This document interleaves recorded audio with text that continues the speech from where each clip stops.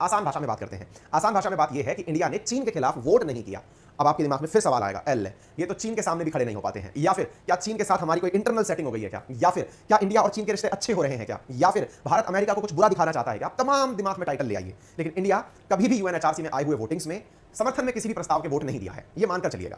कभी मेरी जानकारी में ना हो तो बात अलग है, मतलब मेजॉरिटी ऑफ द टाइम जो as per my best knowledge India ने या तो वोटिंग से हमेशा एब्सटेन किया है कि मैं वोट नहीं दे रहा, या प्रस्ताव के विरुद्ध वोट दिया है। क्यों? क्योंकि इंडिया हमेशा ये मानता है कि किसी देश में मानव अधिकारों का अगर उल्लंघन हो रहा है तो उसके तरीके दूसरे हैं उनको रिजॉल्व करने के।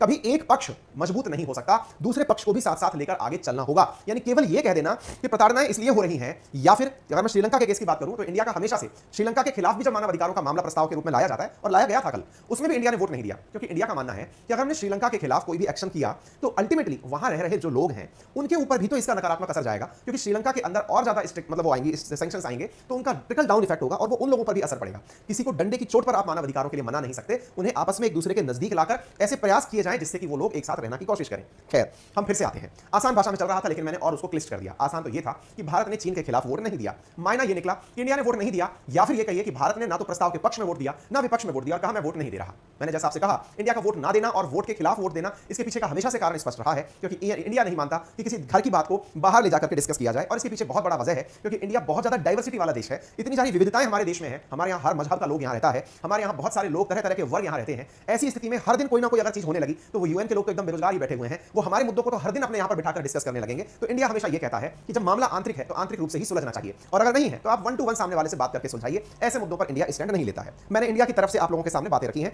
ऐसा नहीं है कि साहब फलानी सरकार तो कर देती, वो सरकार ने तो ऐसा किया था, ऐसा नहीं है। इंडिया का हमेशा से यही चला रहा है। ठीक है, तो treatment of Uyghur Muslim India among 11 nations to abstain. और इंटरेस्टिंग बात बताता हूं, प्रस्ताव लाने वाले देशों में अमेरिका के साथ साथ वेस्टर्न वर्ल्ड के देश थे।